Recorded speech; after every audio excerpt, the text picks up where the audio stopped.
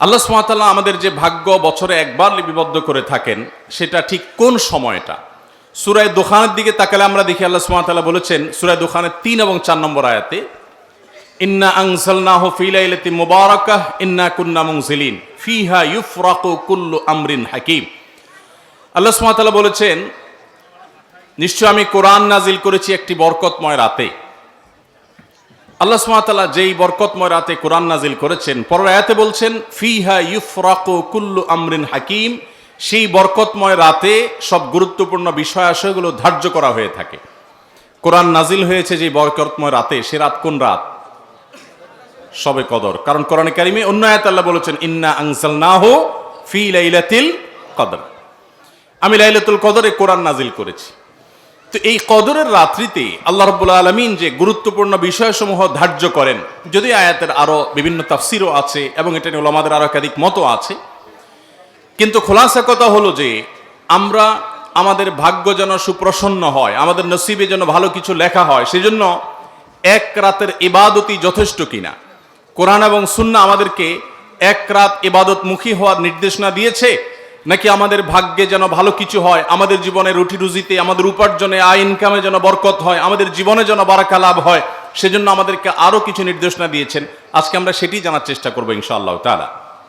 সম্মানিত উপস্থিতি, আমাদের জীবনে বরকত লাভের জন্য, আমাদের ভাগ্যে ভালো কিছু লিপিবদ্ধ হওয়ার জন্য সর্বপ্রথম করণীয় হলো আল্লাহ সুবহানাহু ওয়া তাআলার প্রতি পরিপূর্ণ ঈমান আনতে হবে। নির্ভেজাল শিরক মুক্ত ঈমান আনয়ন করা হলো আল্লাহর তরফ থেকে আমাদের জন্য, আমাদের নসিবে ভালো কিছু হওয়ার জন্য প্রধান এবং প্রথম শর্ত। দুনিয়াতে একজন মানুষকে আল্লাহ সুবহানাহু ওয়া তাআলা বিপুল সম্পদ দিয়েছেন, অনেক আয় উপার্জনের পথ দিয়েছেন, কিন্তু তাকে যদি অনন্ত অসীমকালের জাহান্নামে আল্লাহ তাআলা নিক্ষেপ করেন, তাহলে তার এই আয় উপার্জন, তার বিপুল পরিমাণ, অঢেল পরিমাণ সম্পদের 2 পয়সার কোনো মূল্য থাকতে পারে না। একজন মানুষ যখন ঈমান আনার তৌফিক হয়, আল্লাহ যখন তাকে ঈমানদার হওয়ার তৌফিক দান করেন, এটি হলো তার সৌভাগ্যের প্রধান এবং প্রথম সোপান এবং সিঁড়ি। এর মাধ্যমে সে সৌভাগ্যের পথে প্রবেশ করে। তার সৌভাগ্যবান হওয়ার লক্ষণই হলো, আলামতই হলো তার ঈমানদার হওয়া। আর কিছু না হোক, ঈমানের কারণে যদি সে তাওহীদের উপর প্রতিষ্ঠিত থাকে, শিরক থেকে নিজেকে মুক্ত রাখতে পারে, আর ঈমান নিয়ে দুনিয়া থেকে যেতে পারে, তাহলে ইনশাআল্লাহ একদিন না একদিন সে যত গুনাহি করুক না কেন, শিরকে আকবার, কুফরে আকবর যদি না করে থাকে, ইনশাআল্লাহ সে একদিন জান্নাতে যাবে। এটা হলো তার সৌভাগ্যের সবচেয়ে বড় মাধ্যম। এই জন্য সৌভাগ্যশীল মানুষ হওয়ার জন্য সর্বপ্রথম শর্ত হলো ঈমান আনয়ন করা আল্লাহর প্রতি, আখিরাতের প্রতি, নবী রাসূলগণের প্রতি, আসমানি কিতাব সমূহের প্রতি। যে ঈমান হবে নির্ভেজাল, যে ঈমান হবে নিঃসংকোচে। আজ আমার স্কুল কলেজ পড়ুয়া সাধারণ অনেক ভাই বোনেরা আছেন, অনেক সাধারণ মুসলমানরা আমরা আছি, যাদের মধ্যে সংশয়বাদ কাজ করে। সৈয়দ আবুল হাসান আলী আন-নদভী রহমতুল্লাহি আলাইহি ভারতবর্ষের স্বনামধন্য এবং প্রথিতযশা আলেমে দ্বীন এবং আল্লাহওয়ালা মানুষগুলোর মধ্যে থেকে একজন ছিলেন। তিনি সৈয়দ আবুল হাসান রহমতুল্লাহি আলাইহি মুসলিম বিশ্বের নোবেল খ্যাত বাদশাহ ফয়সাল অ্যাওয়ার্ড প্রাপ্ত ভারতবর্ষের হাতে গোনা কয়েকজন মনীষীর একজন ছিলেন। তিনি সৌভাগ্যশীল মানুষের সবচেয়ে বড় আলামত যে ঈমান, সবচেয়ে গুরুত্বপূর্ণ বিষয় যে তার আল্লাহর প্রতি ঈমান আনয়ন করা, এবং এর মাধ্যমে যে সে সৌভাগ্যের চাবিকাঠি আল্লাহর পক্ষ থেকে প্রাপ্ত হবে, এর মাধ্যমে যে সে আল্লাহর পক্ষ থেকে সৌভাগ্যের অধিকারী হবে, এবং ঈমান আনার কারণে যে তার আল্লাহর কাছে শুকরিয়া আদায় করা দরকার, এটা তার বিভিন্ন বক্তব্যতে, বিভিন্ন লেখনীতে তিনি বিস্তারিতভাবে তুলে ধরার চেষ্টা করেছেন। সম্মানিত ভাইরা আমার, এই সৌভাগ্যবান মানুষের প্রথম শর্ত হলো আমাদের ঈমানটাকে খাঁটি করতে হবে, নির্ভেজাল করতে হবে, এটা নিয়ে দুনিয়া থেকে যাওয়ার চেষ্টা করতে হবে। আল্লাহ আমাদেরকে তৌফিক দান করুন।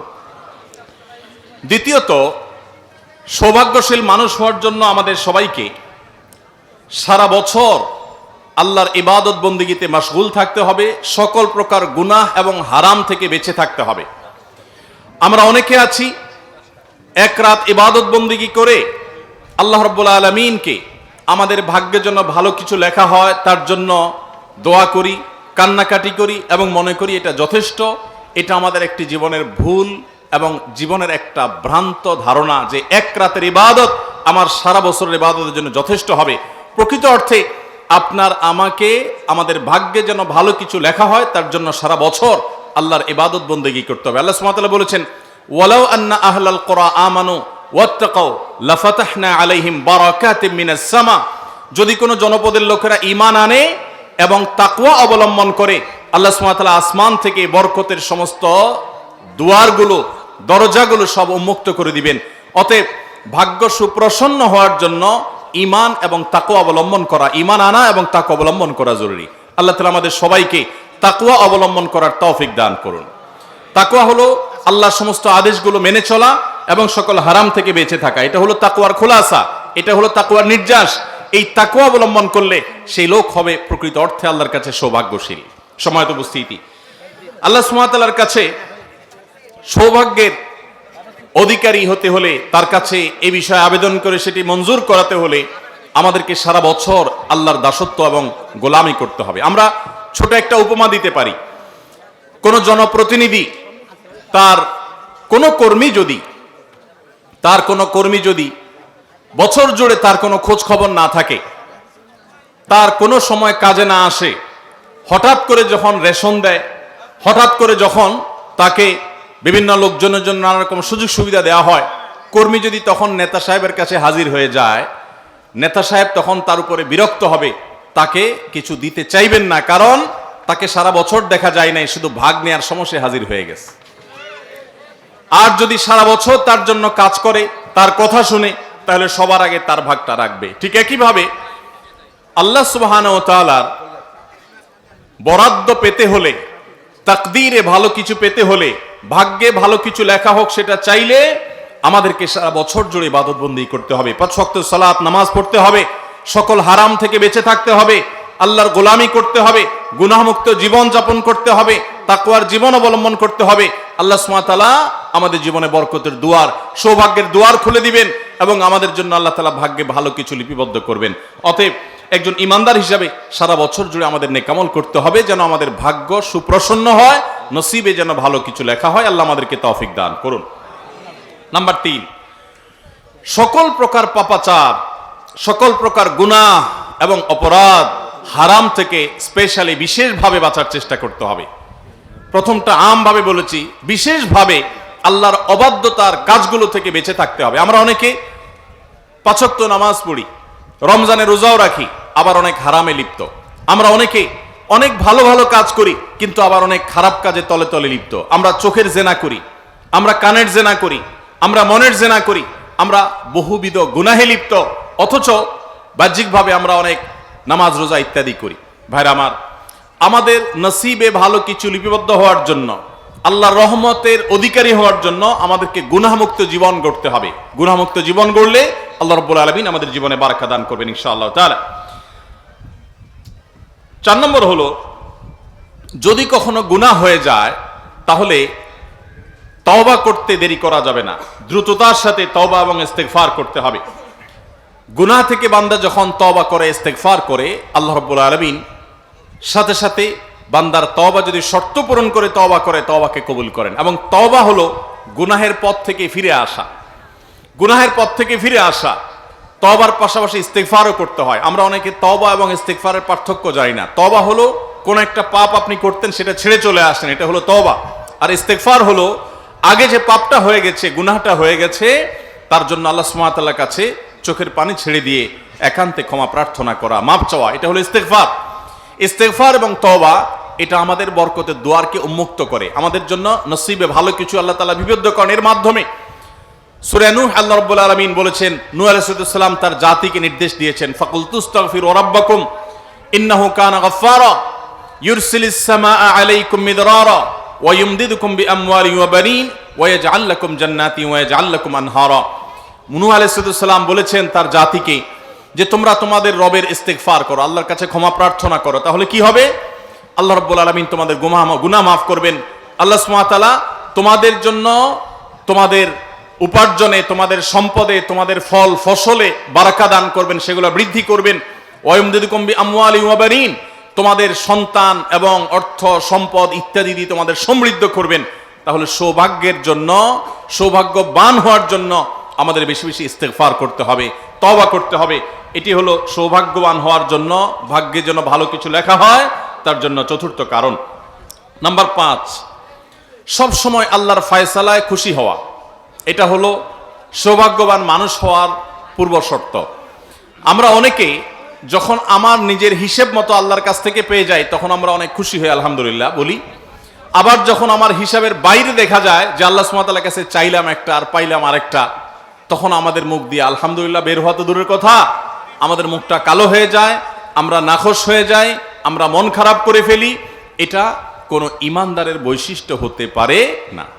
একজন ইমানদার তিনি সুখে যেমন আল্লাহ তাআলার শুকরিয়া আদায় করবেন, দুঃখেও আল্লাহ রাব্বুল আলামিনের ফয়সালাকে মেনে নেবেন। মনে রাখবেন, ইমানদারের জন্য এটা অনেক বড় পরীক্ষার ব্যাপার যে ইমানদার তার সারা জীবনে আল্লাহ রাব্বুল আলামিনের সকল দানে যেমন খুশি হবে, কোনো কষ্ট, কোনো দুঃখ এটাতে নিপতিত হলে সে সবর করবে, কারণ আমার এই দুঃখ কষ্টের পেছনে আর কিছু না হোক, সবর করলে আল্লাহর কাছে বিনিময় নিশ্চিত।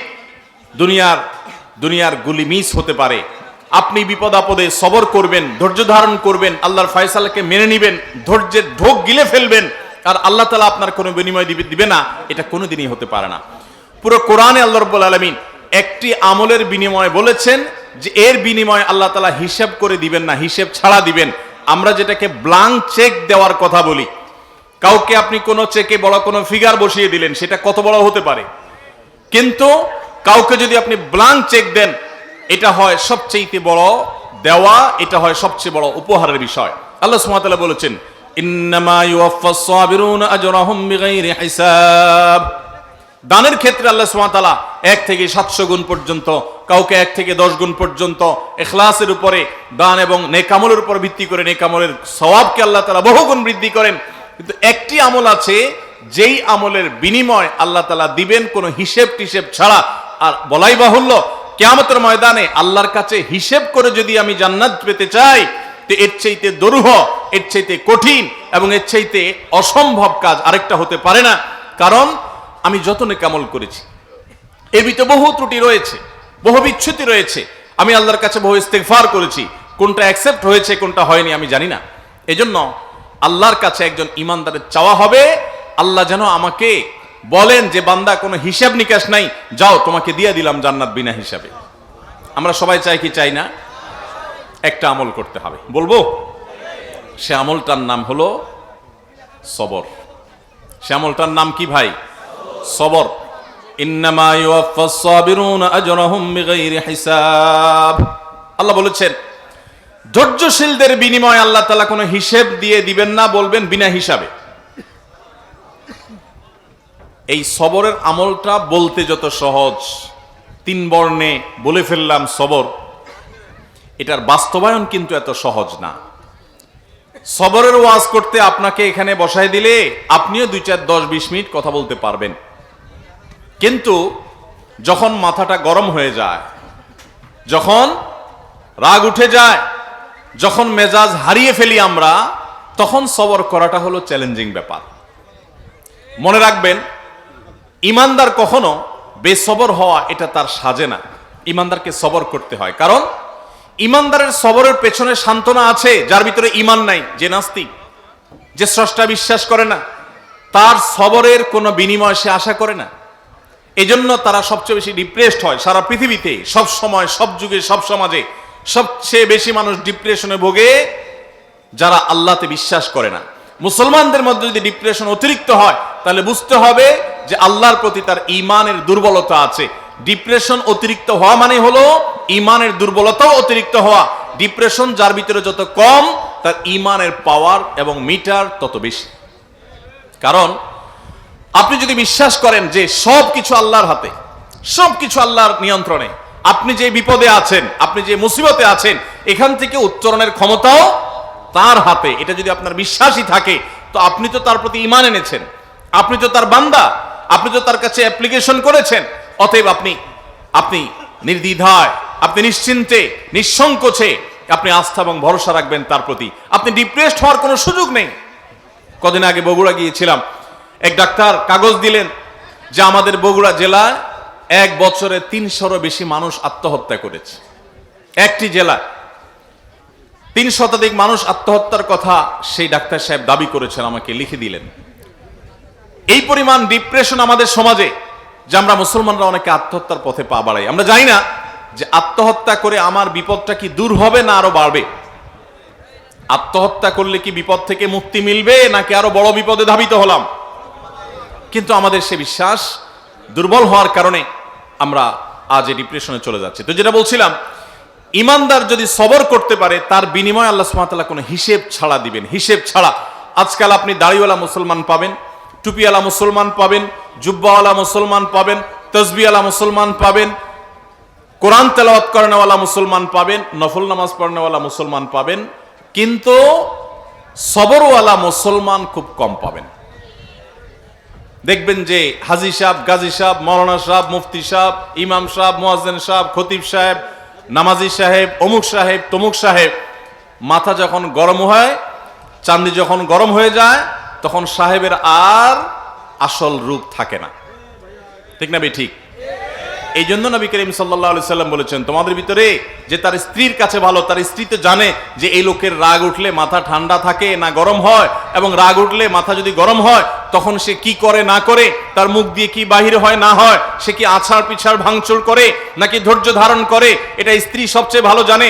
এই জন্য নবী সাল্লাল্লাহু আলাইহি সাল্লাম মানুষের চারিত্রিক সনদপত্র এটা জনপ্রতিনিধির হাতে দেন নাই, এটা দিয়েছেন স্ত্রীর হাতে।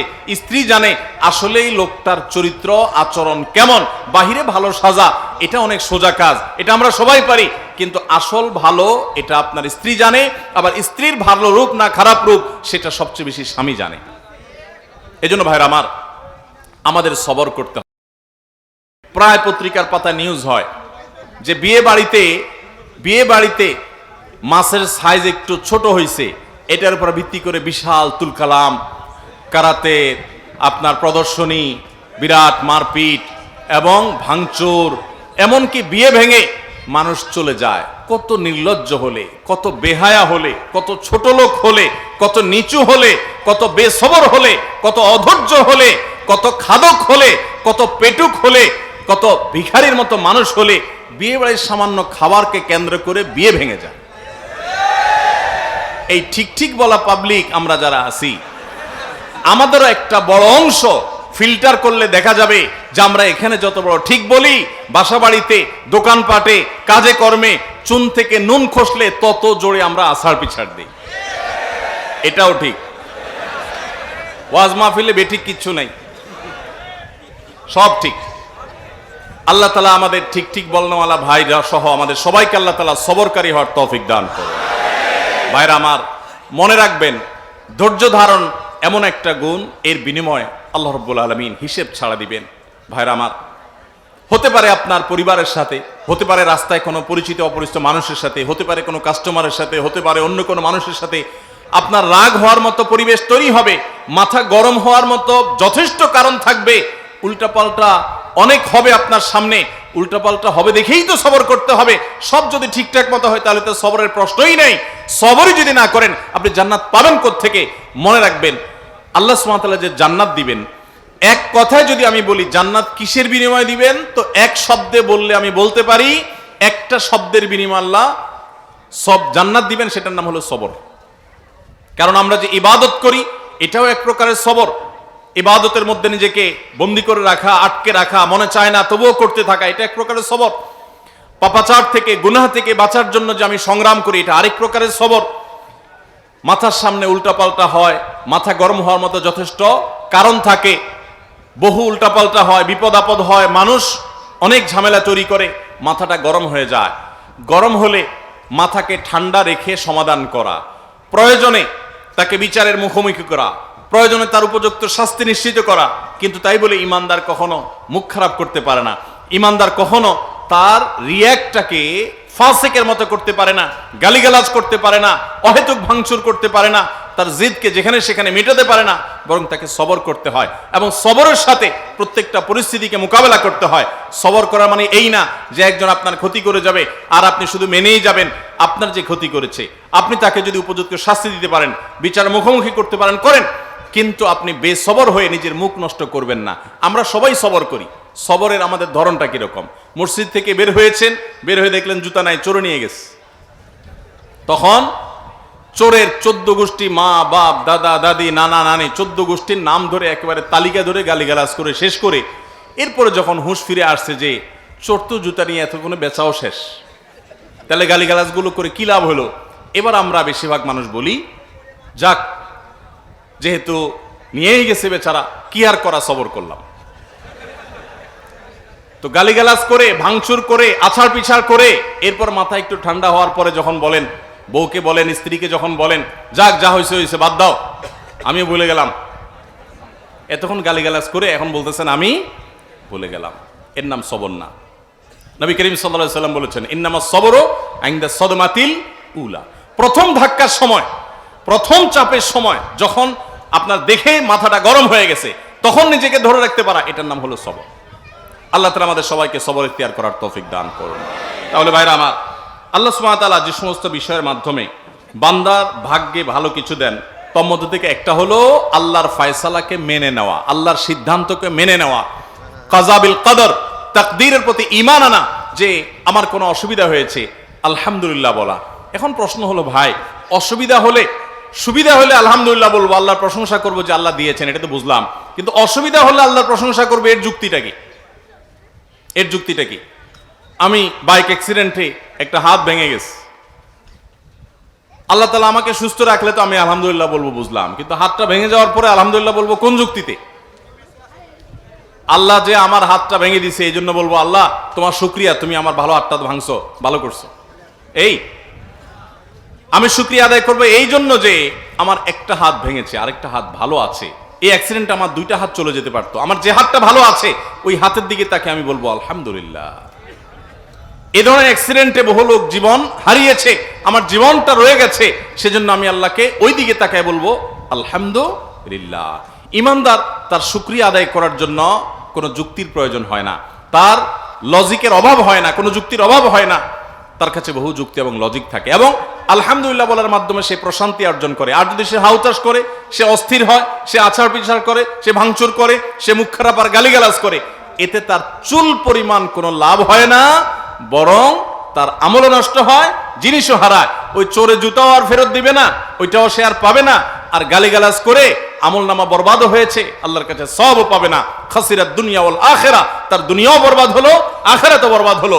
আর যে ধৈর্য ধারণ করে তার সাময়িক ক্ষতি হয়, কিন্তু চূড়ান্তভাবে আল্লাহর কাছে বিনা হিসাবে জান্নাত পাওয়ার মাধ্যমে সে লাভবান হয়, তার কোনো ক্ষতি হয় না। এজন্য আমরা আল্লাহর ফয়সালা কখনো আমাদের মনোভূত হবে না, আল্লাহর সিদ্ধান্ত কখনো আমাদের মনোভূত হবে না। আমরা সবর করব, ধৈর্য ধারণ করব। আল্লাহ আমাদের সবাইকে সেই তৌফিক দান করুন। ভাইরা আমার, আল্লাহর ফয়সালা আমাদের মনোভূত না হলেও যদি আমরা সবর করি, তাহলে এর বিনিময়ে আমরা দুনিয়াতেই নিজেদের আল্লাহর পক্ষ থেকে পাওয়া বিনিময় দেখার সুযোগ হয়তো পাবো, আখিরাতেও পাবো। আমি মক্কায় একবার এক ভাইয়ের কথা বিভিন্ন সময় আমি বলেছি, যিনি হোটেল ব্যবসা করতেন, আবাসিক হোটেলে। হাজী সাহেবরা যেতেন বাংলাদেশ থেকে ওমরা বা হজের জন্য, তাদের কাছে হোটেল ভাড়া দিতেন, এটা তার ব্যবসা ছিল। তো করোনার ঠিক আগে এই লোকটা হঠাৎ করে আমাকে বললেন যে ভাই মনটা খারাপ, বহু বছর আমি এই হোটেলটাতে ব্যবসা করি, মালিক সৌদি মালিকের সাথে আমার ভালো সম্পর্ক, তো আমি যে এই হোটেলটা সারা বছরের জন্য 1 মিলিয়ন রিয়াল দিয়ে ভাড়া নেই, আমারই স্বদেশী আরেক ভাই, বাংলাদেশি আরেকজন, সে মালিকের ফুসলায়া ফাসলায়া আরো 2 লক্ষ রিয়াল বাড়াই দিয়া সে হোটেলটা নিয়ে নিস। আমি 1 মিলিয়ন দিয়ে নিয়েও ব্যবসা ভালো করে করতে কষ্ট হয়, তারপর হারামের পাশে আছি, বেঁচে আছি, আল্লাহ শুকর। কিন্তু সে আরো 2 লাখ বাড়াই দিছে, তাকে দিয়ে দিছে, সে তো ব্যবসা আসলে করতে পারবে না, আমার ক্ষতি করা তার উদ্দেশ্য হয়তো বা। তো মন খারাপ, আমি দেশে চলে যাচ্ছি। লোকটা অনেক মন খারাপ করছেন যে এত বছর ছিলাম মক্কায়, আল্লাহর ঘরের পাশে ব্যবসা করতাম, আরেকজন এসে আমাকে ল্যাং মেরে আমার ব্যবসা থেকে আমাকে সরাই দিল। খুব মনে কষ্ট নিয়ে লোকটা চলে আসছে দেশে, আমার পরিচিত। তো দেশে আসার পর উনিও দেশে আসছেন, এরপর পৃথিবীতে করোনা এসে হাজির, এবং করোনার কারণে 2-3 বছর পর্যন্ত যখন হজ ওমরার ব্যবসা সব বন্ধ, ওই যে বেচারা তাকে ল্যাং মারার জন্য আরো 2 লাখ রিয়াল বাড়াই দিয়া ওইটা ভাড়া নিয়ে নিছে অগ্রিম। সৌদিতে নিয়ম হলো এই সমস্ত ভাড়াটা সব অগ্রিম দিয়ে ফেলতে হয়, তার তো 12 লক্ষ রিয়াল অগ্রিম দিয়ে দিতে হয়েছে। ওই 12 লক্ষ রিয়াল পুরোটাই জলে। পরবর্তী আরো 2 বছর কোনো হাজি নাই, ওমরার যাত্রী নাই, তার ব্যবসা পুরাটাই লাডে। আর এই বেচারা যদি ওই সময় তার এই ক্ষতিটা না হতো, তাহলে তার 1 মিলিয়ন পানি হয়ে যেত। সে বরং ওই টাকাগুলো নিয়ে দেশে চলে আসছে। এরপর আমার সাথে একদিন দেখা হওয়ার পরে বলে, ভাই আল্লাহ সুবহানাহু ওয়া তাআলা আমাকে গর্তে পড়তে যাচ্ছিলাম, ধাক্কা মেরে মক্কা থেকে দেশে পাঠিয়ে দিস। এক ধাক্কা দিয়া মক্কা থেকে আল্লাহ তাআলা আমাকে পাঠিয়ে দিছে। তো আপাত দৃষ্টিতে মনে হয়েছে যে তার সব বরবাদ হয়ে যাচ্ছে, কিন্তু সেখানে তার কল্যাণ নিহিত ছিল। এজন্য ইমানদার আল্লাহর ফয়সালাকে সবসময় মেনে নিবে। এটা কঠিন একটা বিষয়। আল্লাহর ফয়সালা আমি দেখলাম যে অনেক চেষ্টা করছি, একটা জিনিস জন্য হয় নাই, আলহামদুলিল্লাহ এটাই আল্লাহর ফয়সালা। এটার প্রতি আমি ঈমান আনবো যে এর পিছনে আমার কল্যাণ আছে, এর মাধ্যমে ভাগ্য সুপ্রসন্ন হয়। এরপরে 6 নম্বর হলো হালাল হারাম বাজ বিচার করা। হালাল হারাম বাজ বিচার করা এটাও সৌভাগ্যবান মানুষ হওয়ার পূর্ব শর্ত। যারা হালাল হালাল বাজ বিচার করে না, তাদের হয়তো অনেক পয়সা কড়ি হয়, আল্লাহ সুবহানাহু ওয়া তাআলা সুখ দেন না। এখন সৌভাগ্যবান হওয়া বলতে কি বুঝি আমরা? আমি একটা কথা প্রায় বলি, আল্লাহর কাছে আমরা সুখ চাই না টাকা চাই? বুঝে উত্তর দিচ্ছেন না? না বুঝে? সুখ চান না টাকা চান? ও যে কিছু মানুষ বলতেছে টাকা চাই, কোনটা চান? সুখ চান? আচ্ছা, তাহলে এবার আসেন আমি 2টা অপশন দেই, আপনি আসলে সুখ চান কিনা নিজের পরীক্ষা নিজে করেন। এবার আল্লাহ সুবহানাহু ওয়া তাআলা যদি আপনাকে বলেন, বান্দা তোমাকে 2টা অপশন দেয়া হচ্ছে। একটা অপশন হলো ওই যে ব্ল্যাঙ্ক চেক, কত শত কোটি তোমার লাগবে তুমি ফিগার বসায় নাও, যা লাগে তুমি নাও, 2-4-500 কোটি টাকা তুমি নিয়ে নাও, এটা একটা অপশন। তবে এই টাকা পাওয়ার পর সুখ পাবা কিনা সেটা নিশ্চয়তা তোমার নাই। হতে পারে এই টাকার পর তোমার দুঃখ হতে পারে, ক্যান্সার ধরা দিতে পড়তে পারে, অন্য কোনো সমস্যা হতে পারে, 2 দিনের মাথা মারা যেতে পারো, যে কোনো কিছু হতে পারে। টাকা তোমাকে দেওয়া হলো ব্ল্যাঙ্ক চেকে, কত লাগে, কিন্তু সুখের নিশ্চয়তা নাই, হতেও পারে নাও হতে পারে। এটা একটা অপশন। অপশন নম্বর 2, তোমাকে কোনো রকম একটা কুড়ের ঘরে থাকার ব্যবস্থা করা হবে, যেখানে একটু জোরে বাতাস আসলে পানি পড়বে, বাতাস ঢুকবে, খুব ভালো দালান কোঠা তো পরের কথা, টিনের ঘরও হবে না, কোনো রকম একটা কুড়ের ঘর হবে। আর তোমার উপার্জনের জন্য একটা রিক্সা, ভ্যান বা একটা চায়ের দোকান, টঙের দোকান, এরকম কিছু একটা ব্যবস্থা থাকবে। কোন রকম ডাল ভাত জোগাড় করে বউ বাচ্চা নিয়ে খেয়ে পরে বেঁচে থাকতে পারবা, কিন্তু তোমার সুখ নিশ্চিত। তোমাকে সুখ দেয়া হবে, তুমি প্রশান্তি পাবা, মানসিক শান্তি, শারীরিক শান্তি সব পাবা। এবার বলেন 1 নম্বর অপশন নেবেন না 2 নম্বর অপশন নেবেন? অঙ্ক ধরে ফেলছেন, এই জন্য বলছেন 2 নম্বর।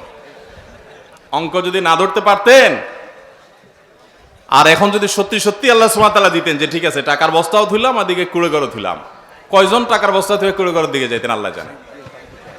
ভাইরা আমার, আমরা প্রত্যেকে আল্লাহর সাথে এমন কথা বলে, বিশেষ করে যুবকরা অনেকে দোয়া করে আল্লাহর কাছে, আল্লাহ তোমার কাছে বেশি কিছু চাই না, 1,03,000 টাকা দাও, একটা বাইক, একটা ছোটখাটো কোনো বিজনেস, আর একটু বিয়ে শাদী করার একটা ব্যবস্থা। 1,03,000 টাকা দাও আল্লাহ, সুখটা আমি বুঝে নিব, তুমি টাকা 3 লাখ দাও। অনেক যুবক এরকম দোয়া আল্লাহর কাছে করে কি করে না? ভাইরা আমার, ইমানদার আল্লাহর কাছে এভাবে দোয়া করবেন, এটা দোয়ার আদব না। আমাদের প্রিয় নবী সাল্লাল্লাহু আলাইহি সাল্লামের এত দোয়া, হাজার হাজার মাসনুন দোয়া, একটা দোয়াতেও আমি খুঁজে পাই নাই যে নবী সাল্লাল্লাহু আলাইহি সাল্লাম আল্লাহর কাছে দোয়া করেছেন আল্লাহুম্মা ইন্নী আসআলুকা কাসরাতাল আমওয়াল ওয়াল আরাদি, আল্লাহ তোমার কাছে অনেক পয়সা কড়ি চাই, অনেক জমি জমা চাই, এরকম একটা দোয়াও কোনোদিন শুনছেন? কোরআন হাদিসে কোথাও নাই। তাহলে তো নবী সাল্লাল্লাহু আলাইহি সাল্লাম কিসের দোয়া করেছেন আল্লাহর কাছে? তিনি আল্লাহর কাছে দোয়া করেছেন রব্বানা আতিনা ফিদ দুনিয়া হাসানাহ ওয়া ফিল আখিরাতি হাসানাহ, আল্লাহ দুনিয়াতে আপনার কাছে কল্যাণ চাই, ভালো চাই। এখন ভালো কি আপনি টাকা দিয়ে দিবেন না বিনা টাকায় দিবেন, কোটিপতি বানায় দিবেন না গরিব রেখা দিবেন, সেটা আপনি জানেন। আমার ভালো দরকার। আল্লাহুম্মা ইন্নী আসআলুকাল আফিয়া, আল্লাহ আপনার কাছে সুখ চাই, শান্তি চাই, সুস্থতা চাই, সমৃদ্ধি চাই, সেটা আপনি কি টাকা দিয়ে দিবেন না বিনা টাকা দিবেন, লাখ টাকা দিবেন না কোটি টাকা দিবেন, সেটা আপনার ব্যাপার। এটা হলো দোয়ার আদব। এই জন্য ভাইরা আমার, সৌভাগ্যবান মানুষ হওয়ার জন্য যে আমলগুলোর কথা আমরা বলছি, এগুলোর পাশাপাশি আমাদেরকে, এগুলো করার পাশাপাশি আমাদের মাথায় রাখতে হবে সৌভাগ্যবান হওয়ার ডেফিনিশন কি। সৌভাগ্যবান হওয়ার সংজ্ঞা যদি আপনার কাছে হয় কোটি কোটি টাকার মালিক হওয়া, অনেক ব্যাংক ব্যালেন্স হওয়া, অনেক গাড়ি বাড়ি হওয়া, তাহলে আপনি বোকার স্বর্গে বাস করছেন, আপনি সঠিক ট্র্যাকে নাই। সুখ এবং সমৃদ্ধির মানে হলো দুনিয়াতে আল্লাহ তাআলা আপনাকে মানসিক শান্তি দিবেন। নবী সাল্লাল্লাহু আলাইহি ওয়াসাল্লাম বলেছেন, লাইসাল গিনা বিকাসরাতিল আরদ ওয়ালাকিন্নাল গিনা গিনান নাফস। অনেক সম্পদের মালিক হওয়া এটা সচ্ছলতা নয়। আসল সচ্ছলতা হলো মনের প্রশান্তি থাকা। যাদেরকে আল্লাহ টাকা পয়সা দেন নাই, যারা গরিব মানুষ, এই সমস্ত ওয়াজ, এই সমস্ত হাদিস তাদের কাছে পানসে মনে হবে। এটা বলে কি টাকা পয়সা নাকি সমৃদ্ধি না, এটা নাকি ধনী হওয়া না, ধনী নাকি মনের সুখ থাকলে আসল ধনী। আল্লাহ যাদেরকে টাকা পয়সা দিয়েছেন, টাকা পয়সা যাদের দেখা শেষ, এরা এই হাদিসটা খুব ভালো করে মর্মে মর্মে উপলব্ধি করে যে মনের শান্তি না থাকলে টাকা পয়সার দুই পয়সার কোনো মানে থাকে না। ভাইরা আমার, আল্লাহ তাআলা আমাদের সকলকে প্রকৃত সুখ এবং শান্তি দান করুন। এবং সেই প্রকৃত শান্তি পাওয়ার উপায় আমরা বলে যাচ্ছি। 6 নম্বর বলছিলাম যে হালাল এবং হারাম বাজ বিচার করা।